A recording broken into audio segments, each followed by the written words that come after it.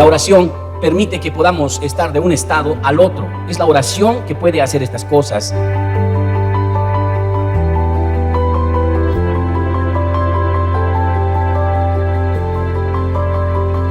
Cosa que sin la oración no sería posible hacer.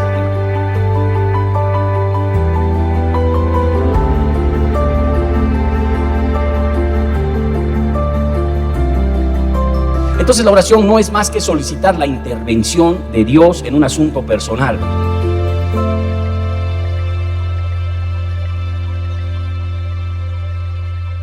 Segunda Crónicas, capítulo 15, versículo 1 al 15. Vino el Espíritu de Dios sobre Azarías, hijo de Obed, y salió al encuentro de Asa y le dijo: oídme, Asa y todo Judá y Benjamín, Jehová estará con vosotros si vosotros estuvierais con él, y si le buscareis, será hallado de vosotros, mas si le dejareis, él también os dejará. Dice. Hermanos, la Biblia presenta una forma fácil de encontrar a Dios, y es justamente la oración. La Biblia dice en el libro de Mateo 7, 7 al 11, pedid y se os dará, buscad y hallaréis, llamad y se os abrirá, el que pide recibe, el que busca halla, y al que llama se le abrirá. Dice: ¿qué padre hay de vosotros que si su hijo le pide pan, le dará una piedra? O le pide un pescado, ¿no? Y le dará una serpiente. Si ustedes, siendo malos, saben dar buenas cosas a sus hijos, ¿cuánto más dará Dios, hermanos, buenas cosas al Espíritu Santo? Dice, a los que le piden. La oración modifica las circunstancias. Sin oración no se puede, aunque se quiera. La oración es muy poderosa, hermanos, y debemos usarla. Por ejemplo, en la Biblia encontramos a Abraham.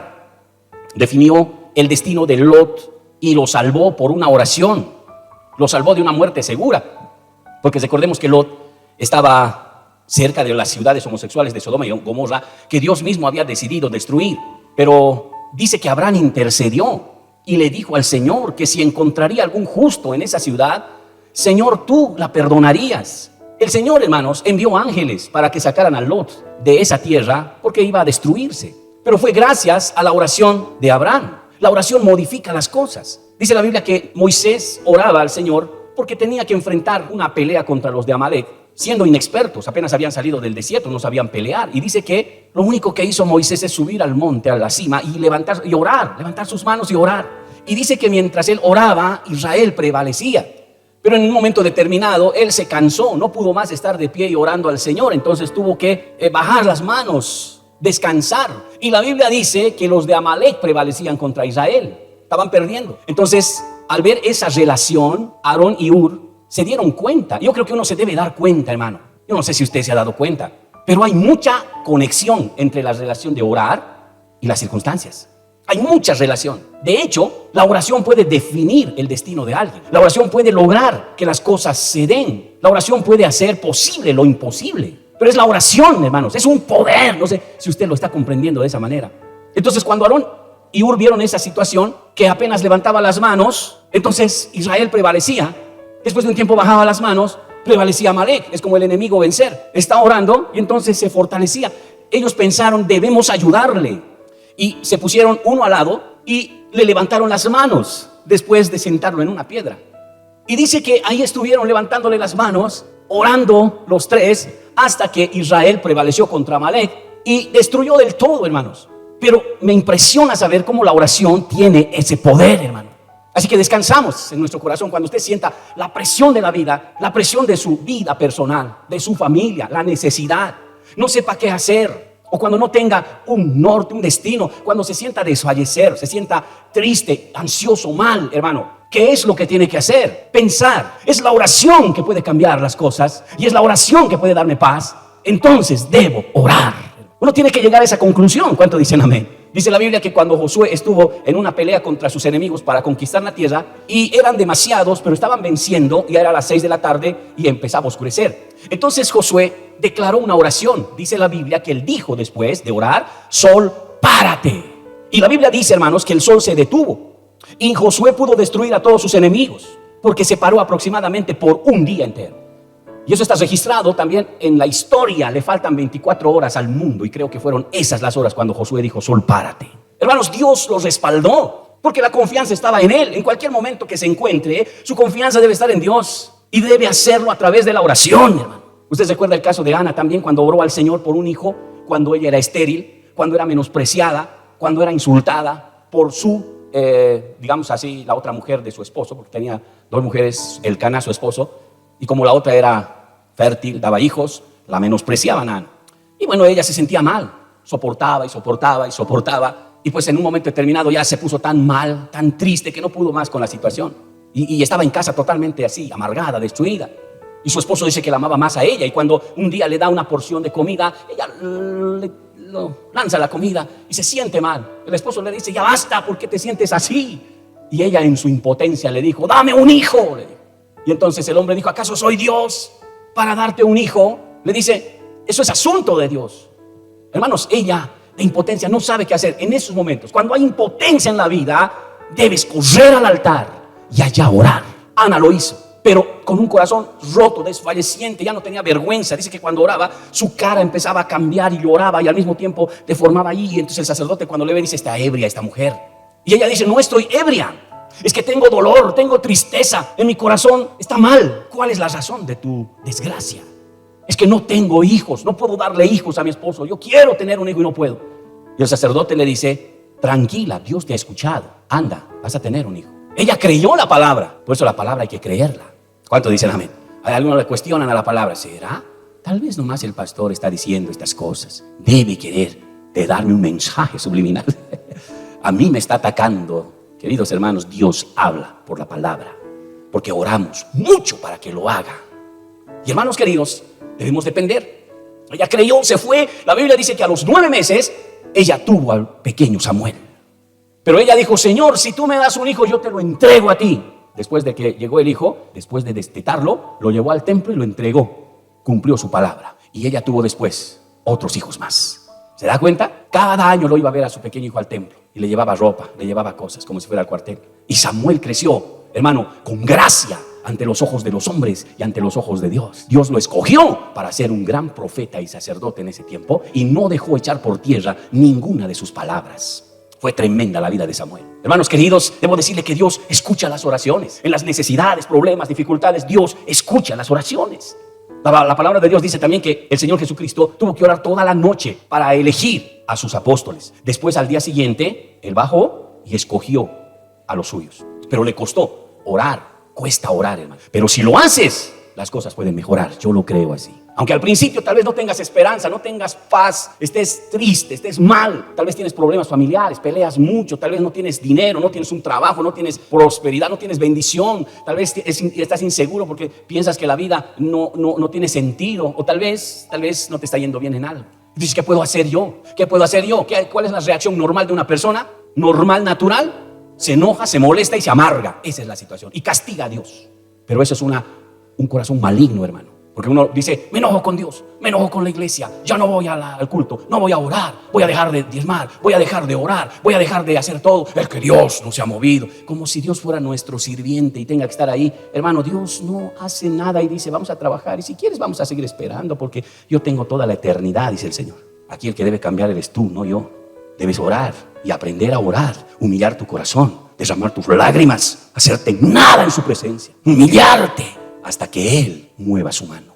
Orar no cuesta nada, hermano, pero hay que hacerlo. Algunos sufren, este problema me sigue por años, este vicio, esta situación. Yo les digo, ¿qué esperan para empezar a orar?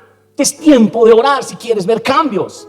Pero uno dice, no, es que es difícil orar. Hermanos, se tiene que orar para morir. Jesús tuvo que orar también antes de ser crucificado. Él dijo, mi alma está triste hasta la muerte. Estaba mal, hermano. Se sentía muy asustado. Lo iban a crucificar, sabía lo que iba a pasar. Entonces dice que le pidió a sus discípulos que oraran, pero ellos se durmieron también. Mira, ¿qué cuesta, no orar? No se duerme. Hay personas que, hermanos, creen que la iglesia es un lugar para dormir. Mira hasta dónde puede llegar el pensamiento. Se cree que la iglesia es un lugar para dormir. Por eso cuando uno llega a la iglesia se siente en los brazos de Morfeo y del diablo, por supuesto. Tal vez uno piensa, ¿no? Es que al final que tú pierdes. No pierde nadie, tú pierdes. Porque no te estás dando cuenta que todo lo que vienes a hacer aquí es para Él. ¿Entiende eso? Ni siquiera es para mí. Yo también hago algo para Él. Todos lo hacemos. Uno tiene que tener convicciones, hermano, estar fundado sobre creencias de fe. Jesús se puso de rodillas, oró tanto, derramó su corazón, hasta dice que derramó sangre por el sudor de su frente porque la tensión era demasiado y gotas de sangre caían ahí, porque estaba asustado, de miedo, pero estaba orando. para que todo esto sea fortalecido por Dios. Y le dijo, no se haga mi voluntad sino la tuya. Esa era su oración. Yo no quiero, pero no se haga mi voluntad. Y cuando ocurrió todo eso, él tuvo la fortaleza para terminar la obra y decir al final, consumado es. La obra está hecha. Y allí, hermanos, ahí comenzó la salvación para nosotros. Quiero decirles, hermanos, que la oración hace posible lo imposible. ¿Cuántos dicen amén? Dios puede hacer posible lo imposible. ¿Qué hay difícil para Dios? Dice en el Antiguo Testamento. ¿Habrá algo difícil para Dios? Me he puesto a pensar, ¿qué puede ser difícil para Él? ¿Qué? ¿Sanarte? No lo creo. Él tiene poder para sanar. ¿Prosperarte? No, Él hace así y puedes ser próspero, hermano. Pero ¿por qué no obra? ¿Por qué no actúa? ¿Por qué no se mueve como la gente del mundo, no? ¿Dónde está Dios cuando la pobreza está en este mundo? ¿Dónde está Dios cuando hay enfermedad? Cuando hay tantas cosas, ¿dónde está Dios? La gran voz sería, ¿dónde está usted? Que debería doblar rodillas y buscar a ese Dios. ¿O no es cierto, hermano? Así es, la gente mira nomás. Una vez alguien fue a la India, volvió y dijo, qué terrible ese lugar. Hay ídolos por todos lados, ahí en la calle están los ídolos vendiéndose. Es un ambiente terrible andar por allá. Es fuerte eso de la idolatría. Ahora ya sé por qué Dios no puede estar ahí. Hay mucha idolatría. Claro, los creyentes a veces vemos la necesidad, pero la pregunta es, ¿qué hacemos al respecto? ¿No? ¿Qué hacemos al respecto? Yo no puedo hacer nada, no tengo dinero para poder suplir la necesidad de todos los niños pobres desnutridos de la India y del África. No tengo. Tampoco tengo tiempo para ir allá a atenderlo a alguno, por ejemplo, o ser un misionero, no tengo tiempo. Pero se puede orar, ¿o no, hermano? Orar. Oremos por la ventana 1040. Oremos por esas personas, oremos. Ya, ni siquiera a veces tienes ese deseo de orar por esas cosas, pero no puedes dejar de orar, hermano, por la necesidad que tienes cerca. Porque yo creo que tú tienes necesidad de cerca.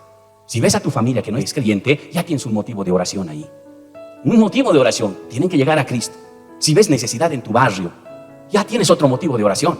Si ves en tu trabajo, en la universidad, donde estés, chicos dedicados al vicio, ya tienes una necesidad de orar. Si alguien te comparte un problema, que me estoy separando, que estoy con problemas, que tal vez la vida está mal, te dice algo, ya tienes un motivo de orar. Ya Dios te dice, ese es un motivo. Yo te oigo, ora. Hermanos queridos, debemos nosotros confiar en el poder de la oración. En este pasaje de la Biblia, en el libro de Segunda Crónicas, existe un testimonio más sobre la necesidad de orar, y estamos hablando del rey Asa, ¿no? Pero fue interesante porque, primero, ¿cómo comienza la oración? Hay que ver cómo comienza la oración, ¿saben? Vaya, por favor, conmigo al versículo 1. Y la oración siempre comienza con un consejo de buscar a Dios, como hoy yo lo estoy aconsejando para buscar a Dios. Mire lo que dice el versículo 1. Vino el Espíritu de Dios sobre Azarías, hijo de Obed, Azarías el sacerdote, y salió al encuentro de Asa, era el rey de Judá, y le dijo, oídme Asa y todo Judá y Benjamín, ¿Jehová estará con vosotros? ¿Es condicional? Sí. ¿Jehová estará con vosotros? Si vosotros estuvierais con él. Esa es la condición. Amén. ¿Lo está comprendiendo? Dios está contigo si tú estás con Dios, dice. Pero ¿cómo vas a estar con Dios? Dice, y si le buscareis, será hallado de vosotros. ¿Qué pasa si le dejamos? Él también, dice. Así es Dios. Esto fue un consejo. Ahí estaba Asa haciendo sus cosas, todos haciendo por su vida, haciendo todo lo que quieren, vean necesario. Y entonces el sacerdote viene y le dice, un ratito, rey, quiero decirte algo. Dios estará contigo si tú estás con Dios. Si le buscas de corazón, vas a ser hallado por él. Y también tienes que saber que si le desechas, si no le buscas, si le dejas, él también te dejará. Así es Dios. ¿Acaso sí? Es condicional. Dice Dios, acérquense a mí, yo me acercaré a usted. Dios dice en muchas partes, si tú me honras, yo te voy a honrar. El que me tiene por poco, yo le tendré en poco. Si tú le das a Dios tiempo, él te va a dar tiempo. Si tú le das tu corazón, él va a entregarte el suyo. Si tú le das el todo de tu vida, él va a darte todo. Si tú le das una parte, él también lo hará. Nuestro Dios es bueno con los buenos, misericordioso con los misericordiosos, astuto con los astutos. Hermanos queridos, Dios es condicional. Por eso uno no puede esperar algo de Dios si no hace algo para que ocurra. Dios dice, deben orar y va a pasar. Pedid y se os dará, buscad, ya hemos hablado, ¿verdad? Ese pasaje. Entonces uno tiene que entender el lenguaje del Señor. Los resultados son condicionales a lo que hacemos. Dios es honesto al decir esto, es claro. Hermano, Él es transparente. Y Él es, cuando te dice, si tú me honras, yo te honro. Si tú oras, yo respondo. Eso es lo que dice. Porque es así Dios. Porque ese es un Dios de pactos. Es un Dios de compromisos. A Él le gusta trabajar con gente comprometida. A Él le encanta cuando hay gente de convicciones, hermano. Él trabaja con esas personas. Y se manifiesta a ellos. Los utiliza también.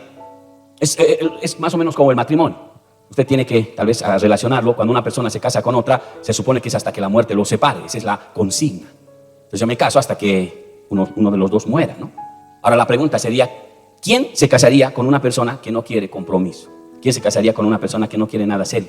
Solo quiere divertirse, pero puede aceptar casarse, siempre y cuando haya una cláusula ahí en el contrato matrimonial que dice que ella puede irse cuando se aburra, con la mitad de los bienes, por supuesto, ¿no? ¿Alguien se casaría con esa persona? ¿Cómo? No veo compromiso, no veo seriedad. ¿Qué va a hacer de mi vida? La voy a sufrir. Usted tiene que casarse con alguien que tenga compromiso, que lo ame de verdad, porque si lo ama de verdad, siempre lo va a amar. Tendrá sus errores, pero siempre lo va a amar. Es así con Dios. Yo le pregunto, ¿cuántos aman a Dios? Dios también te ama, tienes que saber. Pero una cosa es la emoción de decir, yo amo a Dios. Y otra cosa es decir, yo obedezco a Dios. Y el Señor dice, el que me ama, mi palabra guardará, como diciendo, me va a obedecer. El que me ama, yo le amaré y vendremos a Él y me manifestaré a Él. En otras palabras, el amor de Dios, hermanos, responde cuando tú decides entregarle tu corazón y obedecer. Dios es fiel. Por eso uno de sus atributos es que Dios es fiel. Dios nunca lastimaría a alguien, pero cuando nosotros le dejamos, terminamos lastimándole a Él, hermanos. Dios quiere compromiso. Eso es lo que Dios quiere, compromiso. Pero ¿cómo el compromiso? Compromiso en la oración. El compromiso no solamente es venir a la iglesia, el compromiso es hablar con Él. El compromiso es tener una relación con Él. Porque ahorita usted me está escuchando, pero en la oración usted habla con Él. ¿Lo comprende? Habla con Él, le habla. Y si en la oración está así, si en la oración no hay palabras, si en la oración no tiene sintonía, ¿cómo puede tener comunión con Él? Si está distraído en la oración, los niños se mueven por ahí, la mente está en otras cosas, ¿cómo puede tener comunión con Él? Y Dios dice todavía otro encuentro frustrado. ¿No hay comunión? ¿Verdad? Y pasa así un domingo, un jueves, no sé, un martes y otro domingo y pasa y no hay comunión y tú te sientes más lejos. Volvemos al matrimonio. ¿Qué pasa si una parejita no se habla? O uno de ellos habla y el otro está ahí. ¿No cree que va a ser raro? Hermanos, comunión significa conversar, hablar, comunicarse. Tú dices algo, yo digo algo. Ahí se gira la comunicación, ¿verdad? En ese ir y venir de los mensajes. Así es con Dios también. Por eso le digo, qué importante es desarrollar su comunión con Dios. Que cuando usted le toque orar, entienda que Él está escuchándote. A ver, ¿qué me dices? Y ahí es donde tenemos que poner la fe. Señor, esto también, y esto otro, y esto, Señor. Y ahí concentrarse, perderse. Y de modo, quién estará a mi lado, derecha, izquierda, atrás, no importa. Estoy orando de corazón. Eso se llama comunión con el Señor, hermanos. Eso yo le digo compromiso con Dios. Dios quiere gente con compromiso. Cuando no hay compromiso hay caos. Mire, el versículo 3, dice la palabra aquí. ¿Cuál era el problema cuando no había comunión, no había compromiso? Dice el 3, muchos días han estado Israel sin verdadero Dios. Miren esa palabra. Muchos días ha estado Israel sin verdadero Dios. Si no estaban en el verdadero Dios, ¿en qué Dios estaban? Tendría que ser en el falso, ¿no? O sea, uno puede estar en el falso Dios, una versión rara de Jesús, adorando a un Dios que no conoce, pretendiendo tener una relación con un Dios de teoría o de herencia. Esa es la gran pregunta. ¿Conoces a Dios? Dice la Biblia, muchos días ha estado Israel sin verdadero Dios y sin sacerdote que enseñara y sin ley. Bueno, no había nada en Israel. Bueno, tampoco hay alguien que la enseñe. Por eso algunas veces el Señor me habla al corazón. Enséñales la oración, enséñales este tema, llévales esta palabra. Aunque no crean, casi todos, hermano, de esos temas que se ha traído han sido simplemente direcciones que el Señor pone en el corazón. ¿Qué voy a hablar? Y para mí es toda una semana decir, ¿qué voy a hablar? ¿Qué voy a decir? Señor, tienes que decir algo. No es fácil, hermano. Aquel que crea que es fácil, yo lo invito aquí arriba y que hable por años. No es fácil. Pero la gran cosa es de, Señor Dios, ¿qué le decimos al pueblo? ¿Qué quieres tú para ellos? ¿Qué es lo que tú quieres transmitirles? Bueno, yo le digo a Él, ahora si Él nos responde ya no es mi problema, hermano. Pero yo le estoy pidiendo, ¿qué es lo que tú quieres? Se supone que Dios, si lo ama, debe hablar y debe decir, llévales esto. Si tú eres ahí el encargado de llevar la palabra, llévales esta palabra. Esto es lo que ellos necesitan. No lo crea así. Dios va a utilizar a sus siervos, va a utilizar a sus, como aquí, sacerdotes, para que lleve el mensaje, porque su vida espiritual a Dios le interesa. Así que cuando alguien habla, hermano, de Dios, no se puede menospreciar la palabra y decir, creo que esa palabra no es de Dios. No, yo ya conozco esa palabra. Hermanos queridos, Dios te habla a tu corazón, porque Él está preocupado por eso. Es bueno escucharle con atención. ¿Qué dice el Señor? ¿Qué me dice hoy? Me voy con un mensajito y voy a reflexionar en eso. Es la palabra de Dios. Necesito un compromiso, una relación con el Señor. Dice que Israel no tenía verdadero Dios porque nadie les enseñaba, ni siquiera había la palabra ahí. Ese es el resultado de una persona, hermano, de una vida sin Dios. Y le puedo decir, cuando no está la palabra de Dios en su vida, no está Dios en su vida, lo que va a venir no va a ser bueno. Cuando alguien piensa en apartarse del Señor, no va a ser bueno. Dígame si va a ser bueno a lo que está viviendo hoy. Si uno piensa, no, yo dejo al Señor, voy a vivir bien, al final tengo mi trabajo, tengo todo. Yo creo que no hay problema. ¿No cree que es demasiada arrogancia decir yo tengo capacidad, inteligencia, sagacidad, yo puedo sobrevivir en esta tierra? Y Dios dice, a ver si puedes sin mí. Levanta las manos y dice, Satanás está en tus manos. Oh, hermano, el diablo no cree que va a estar así. El diablo está así, con ganas de agarrarlo, hermano. Yo le digo, está con ganas, si no fuera por el Señor que lo guarda, que lo cuida, que lo protege, porque está orando, está en comunión, viene a la iglesia, alguien está intercediendo por usted, ahí Dios está orando. Hermano, pero cuando el Señor levanta las manos, el diablo hace estragos. Yo lo he visto en mucha gente. Le puedo decir que nadie que se ha apartado del Señor está bien. La vida sin Dios es dura, es terrible, es difícil allá afuera. No hay paz, hay conflicto, hay peleas, hay vicios. Destruye el cuerpo, destruye el alma, destruye la familia. Es caos, es desorden, hermano. Es desconcierto, es fracaso, es pérdida, es tristeza, es llanto, es dolor. No es fácil apartarse de Dios, no, hermano, es lo último. Yo me he preguntado, ¿qué sería de mi vida sin Dios? No, no puedo concebirlo. Todo está en relación a Dios, todo tiene que ver con Dios. ¿Se imagina una vida sin Dios? ¿Y por qué? Porque Dios representa valores, los valores sobre los cuales edificas tu casa, los valores sobre los cuales vas a edificar a tus hijos, los valores que van a darte estabilidad matrimonial, los valores que van a darte paz por medio de la Escritura, ¿no? La satisfacción que vas a tener, la sabiduría que vas a tener para poder conducir tu casa. Es Dios la base de todo, hermano. Razón dice Oseas capítulo 4, 6, ves ese pasaje, dice: mi pueblo fue destruido porque le faltó ¿qué? Conocimiento. Por cuanto desecharon el conocimiento, dice, yo te echaré del sacerdocio. Y porque olvidaste, ¿no?, la ley de tu Dios, también yo me olvidaré de tus hijos. Es lo que dice Segunda Crónicas. ¿Cómo puedo tener una relación con Dios? Debes orar y debes tener conocimiento de la palabra. Y eso te conecta a congregarte, te conecta a buscarle, te conecta a tener devocionales en tu casa. Mire, todo se conecta. Esa es la relación con Dios. Tú tienes ya compromiso con Dios. Por eso le dije, cuando usted, hermano, esté en casa ya, ponga devocionales una vez por semana en su casa, con su vida, con sus hijos. Va a tener una buena tradición para el futuro. Si sus hijos crecen en ese medio, ellos van a tener devocionales siempre. A usted le va a costar porque no tiene costumbre, pero sus hijos van a seguir la tradición. Pero le está dando una herencia. Pero no tengo tiempo para un devocional. Cuando dices eso, estás diciendo, no tengo tiempo para Dios. No tengo tiempo para ir a la iglesia. Estás diciendo que no tienes tiempo para Dios. No tengo tiempo para servir a Dios. Estás diciendo, no tengo tiempo para Dios. Y Dios se siente rechazado, desechado, delegado. Y como Crónicas decía, si tú estás conmigo, yo estaré contigo, dijo, ¿verdad?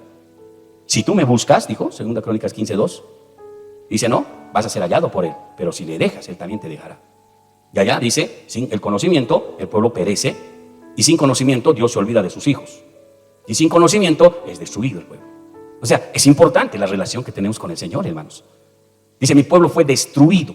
¿Sabe? Esa palabra destruido en su original es dama, y significa, mire lo que significa en su original hebreo, manifestar pequeñas fallas hasta llegar a un daño irreparable. Así dice el original. Entonces, ¿cómo es esto? Mi pueblo fue destruido. ¿Cómo se autodestruye el pueblo? Descuidando una cosita, luego descuida otra cosita, luego descuida otra cosita, luego descuida otra, y se da cuenta que ha descuidado un 30% de su comunión con Dios, pero lo sostiene todavía un 60%. Pero eso va a ir en avance con el tiempo. Descuidas, no pasa nada, yo estoy bien, pastor, yo estoy bien. No, pero estás descuidando. Pero me siento bien, no lo creo. Cuando uno descuida algo, ocurren las pequeñas fallas. Y eso avanza. Y un día vas a decir, no esto. Te vas a conformar con una pequeña cosa y finalmente eso va a terminar también. Y uno va a estar después intermitente y capaz después uno ya se descuide totalmente. Y ahí es donde el Señor dice, fue destruido porque le faltó conocimiento. ¿Se da cuenta? Por eso siempre yo le voy a decir, no me descuide las cosas de Dios. ¡Qué insistente este pastor! No me descuide las cosas de Dios. Le voy a hacer enojar, voy a descuidar a propósito, dicen. Como si fuera para mí, hermano. ¿Por qué me insiste? Un día ya no te voy a insistir, hermano. ¿Sabe que el Señor está cerca? Usted tiene que ya ponerse las pilas con el Señor. ¿Sabe, hermanos queridos? Dice la Biblia, Segunda Crónicas, vuelva, capítulo 15, versículos 5 y 6. Dice, en aquellos tiempos no hubo paz, ni para el que entraba ni para el que salía, sino muchas aflicciones, sobre todo los habitantes de la tierra. Y una gente destruía a otra, y una ciudad a otra ciudad, porque Dios los turbó con toda clase de calamidades. Ese es el resultado de estar sin Dios, sin sacerdote y sin ley. Ese es el resultado, hermanos. Divisiones, peleas, pleitos, sufrimientos, problemas. ¿Cuál es la causa? Olvidarse del Señor. Queridos hermanos, ¿cuál es la mejor opción? Miren el versículo 12 y 13, más abajo. Entonces prometieron solemnemente que buscarían a Jehová, el Dios de sus padres, de todo su corazón y de toda su alma. Esto está pasando. El profeta y el sacerdote les dice, ustedes han estado sin Dios, sin la palabra, y hay caos, problemas, divisiones, situaciones. Busquen a Dios, le dice al rey Asa. Y entonces cuando escuchan la palabra, Asa, hermanos, decide buscar a Dios. Y por eso dice que ellos se comprometen solemnemente que buscarían al Señor con todo su corazón y con toda su alma. ¿Y sabe qué? Esto fue serio, fue muy serio, porque el versículo 13 dice, y cualquiera que no busque a Jehová, el Dios de Israel, muriese, grande o pequeño, hombre o mujer. Uy, ese es el grado de compromiso que Dios valora, hermano, por una entrega total de corazón, alma, vida y corazón. Así le buscaron, hermano. Un compromiso serio. Hay que buscar al Señor seriamente, de verdad y de corazón. Y aquel que no busca al Señor, que se muera. Así dijeron, hermano. No importa si es niño, si es grande, si es hombre o es mujer, que se muera. ¿Cuántos dicen amén? ¿Y sabe qué, hermano? ¿Qué hicieron en el verso 14? Y juraron a Jehová con gran voz de júbilo, al son de trompetas y de bocinas. Todos los de Judá se alegraron de este juramento, porque de todo corazón lo juraban y de toda su voluntad lo buscaban, y fue hallado de ellos, y Jehová les dio paz por todas partes. Aleluya. Así es Dios, hermano, cuando tú le buscas. Pero cuando no, el pueblo había decidido que se muera. Fue terrible. ¿Y sabe qué? Esto fue llevado a una norma de medida de Estado. El capítulo 14, versículo 4 dice: y mandó a Judá que buscasen a Jehová, el Dios de sus padres, y pusiesen por obra la ley y sus mandamientos. ¿Qué hizo el rey? Hermano, dijo: va a ser un mandamiento esto para todos. Esto es como el presidente que lanza un decreto. Todos ahora van a buscar al Señor, y el que no busca al Señor, que muera, ¿no? Un decreto, las iglesias llenas, hermano. No quieren morir. Algo así pasó en ese tiempo, hermano, fue tremendo. Pero qué lindo, la Biblia dice que después de que ellos decidieron buscar a Dios, porque cuando alguien decide buscar a Dios, dice amén. Yo no voy a morir porque no está en tela de juicio mi comunión. Yo no voy a morir porque no soy de esos que desecha al Señor o lo descuida o lo deja para el último. No, yo siempre le he dado su lugar, dice uno. Siempre he orado, he buscado a Dios, he procurado. Tengo fallas, pero pido perdón. Y además creo que Dios puede obrar. Ese no se hace problema, porque dice, bueno, si el que no busca a Dios que muera, no es problema para mí esa palabra. Yo voy a buscarle a Dios toda mi vida. Tiene convicciones. ¿Quién es el que tiene miedo? El que está así, susceptible. Es que tengo trabajito en casa y yo ahí tengo que estar el domingo. ¡Muere! Es que no puedo orar, mis rodillas me duelen, el frío me hace daño. ¡Muere! Qué tremendo, hermano. Pero no, el que dice voy a buscar al Señor, dice amén, así sea, y se alegra y se goza, y también dice amén a ese decreto de Estado. Gloria a Dios, que yo estoy seguro de lo que estoy haciendo. Son convicciones, hermano. Queridos hermanos, la búsqueda sincera en Dios es lo que el Señor está esperando y buscando. No debe haber nada escondido. Debemos ser transparentes con Dios. No somos perfectos, pero debemos ser transparentes con Dios, reconocer nuestras faltas, ser responsables de nuestras acciones, decirle, Señor, perdóname, y tener comunión, y otra vez ir afuera, ¿no? Y a veces afuera nos contaminamos, volvemos, Señor, perdóname, límpiame, debo cambiar, necesito mejorar mis pensamientos, mis palabras, otra vez. Y así es esta vida, en constantes luchas, pero también en constantes, hermanos, comunión con el Señor. En los días del rey Ezequiel, Dios le dijo al profeta, entra al templo, ahora cava las paredes. Y cuando el profeta empezó a cavar las paredes, al medio de ellas había idolillos, hermano. Y cuando se descubrió todo eso, el Señor dijo, así mi pueblo esconde ídolos para hacerme infiel. Entra al templo, pero en realidad tiene sus ídolos escondidos. Por eso cuando uno busca al Señor, una de las cosas que Dios hace es descubrirnos, revelarnos esos ídolos que hay dentro, y entonces los tenemos que sacar. Por eso es que esto hizo Asa. Una vez que buscaron al Señor, inmediatamente, hermanos, empezaron a sacar ídolos, la idolatría. Dice el libro de Segunda Crónicas, capítulo 14, después de buscar al Señor, dice que Asa dijo, vamos a sacar a todos los ídolos por ahí. No tiene que haber ídolos en la región. Y todos se alegraron y sacaron los ídolos. Había alguien que no quería sacar su ídolo, era su mamá. Dice que tenía un ídolo grande su mamá, la mamá de Asa, el rey. Y entonces le dijo Asa, madre, debes deshacerte de ese ídolo. Estamos en comunión con el Señor y no debe haber ídolos. Su madre dijo, no, hijo, es mi ídolo, no puedo yo dejarlo. Hazlo con los demás, menos conmigo, este es mi ídolo. Y le dijo Asa, madre, Dios no quiere eso, no le agrada eso, deja tu ídolo. Y la madre dijo, no puedo hacerlo, hijo, no lo voy a hacer. ¿Sabe qué dice la Biblia en 2 Crónicas 15? Te lo va a leer. Dice que Asa destituyó a su madre, porque ésta no quiso desprenderse de su ídolo. Mire, la comunión con Dios es así.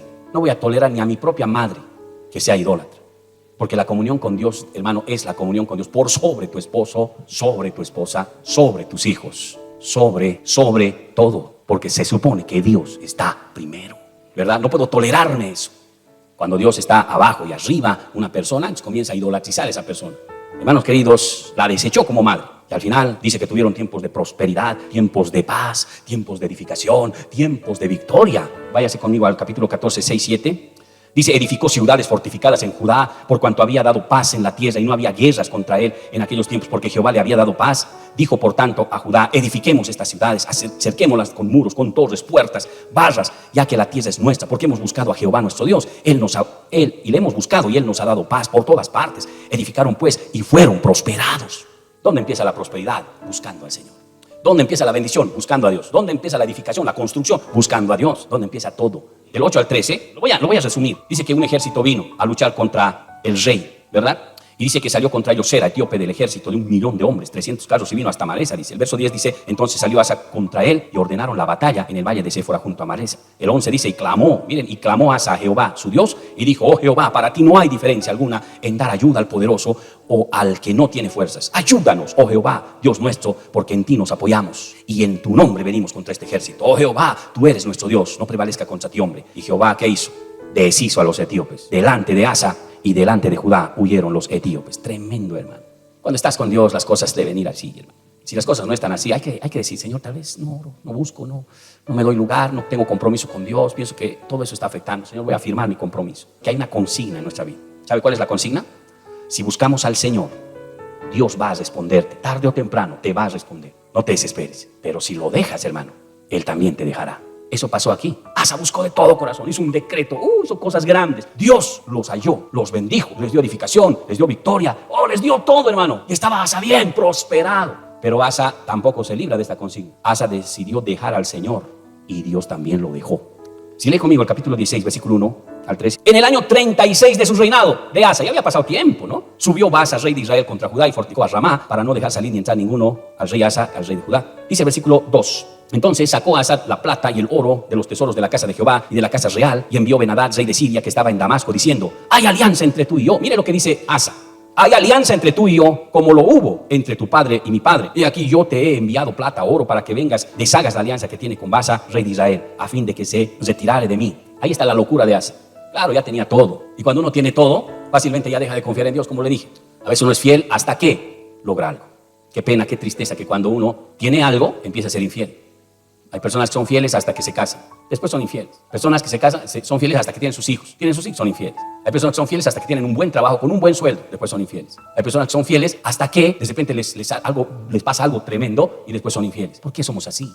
Asa fue bendecido, le dio todo el Señor, vio su corazón. Cuando ya estaba bien y ve el peligro, no busca al Señor, busca a sus enemigos, hace alianza con ellos, les manda oro y plata para que puedan destruir esa alianza contra sus enemigos. Ese fue su error. El versículo 7 más abajo dice, en aquel tiempo vino el vidente Hanani, le visita el profeta a Asa, rey de Judá, y le dice, mire lo que dice acá, por cuanto te has apoyado en el rey de Siria y no te apoyaste en Jehová tu Dios, por eso el ejército del rey de Siria ha escapado de tus manos. Los etíopes, los libios, ¿no eran acaso un ejército numerosísimo con carros y mucha gente de a caballo? Con todo, porque te apoyaste en Jehová, Él te los entregó en tus manos. Y luego dice el 9, porque los ojos de Jehová contemplaban toda la tierra para mostrar su poder a favor de los que tienen corazón perfecto para con Él. Locamente has hecho en esto, porque de aquí en adelante habrá más guerras contra ti. Cambia pues, hermano. A ver, ya tengo plata, ya tengo dinero, ya tengo todo. ¿Para qué ir a la iglesia? ¿Para qué orar? ¿Para qué leer la Biblia? ¿Para qué? No, estás cavando tu tumba, te lo digo, estás cavando tu tumba.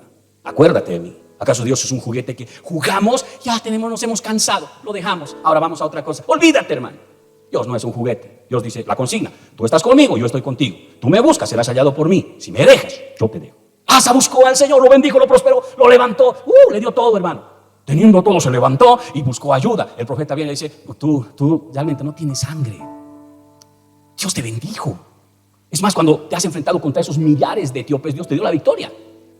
¿Acaso no podía hacer lo mismo ahora? ¿Por qué confiaste en los sirios? Les diste dinero, confiaste en ellos. A partir de ahora Dios ya no está contigo. Vas a tener conflictos y guerras, pero tú lo hiciste. Tú lo hiciste, Asa. Y así se fue el profeta, hermano. ¿Y sabe qué? Así pasó hasta su muerte. Vea el versículo 12 y 13, dice, en el año 39, a ver, ¿cuántos años había pasado? ¿Qué dice el versículo 1? En el año 36 fue su engaño. El año 39, ¿cuántos años había pasado? 3 años más había pasado y le estaba yendo mal. Llega otra vez, versículo 12. En el año 39 de su reinado, Asa enfermó gravemente de los pies. Así pasa, ¿no? Uno no busca al Señor, desobedece, no pasa nada. No, hermano, algo va a pasar y Dios te está advirtiendo. Ten cuidado, haz las cosas rectas, porque si no, no pasa nada. Y de repente, dolorcito, mi pie me duele. Bueno, me sigue doliendo, me duele más. ¿Qué dice la palabra? Asa enfermó gravemente los pies y en su enfermedad, ¿qué dice? Y en su enfermedad no buscó a Jehová, sino ¿a quiénes? A los médicos. ¿Qué hizo Asa, hermano? Debería orar, Señor, sáname. Como al principio estaba bien, hasta había decretado, ¿no? Que busquen al Señor. Eso fue su tumba. Que muera el que no busque al Señor. Bueno, ahí está. Sus pies le duelen. Y de repente se agravó una cosita, se agravó. De los pies. ¿Cómo de los pies? Tal vez debería enfermarse del corazón. ¿Ves? ¿No? Podría enfermarse de la cabeza. Eso es fuerte. No. ¿Quién se muere de una enfermedad de los pies? En todo caso, nos cortan y punto ya.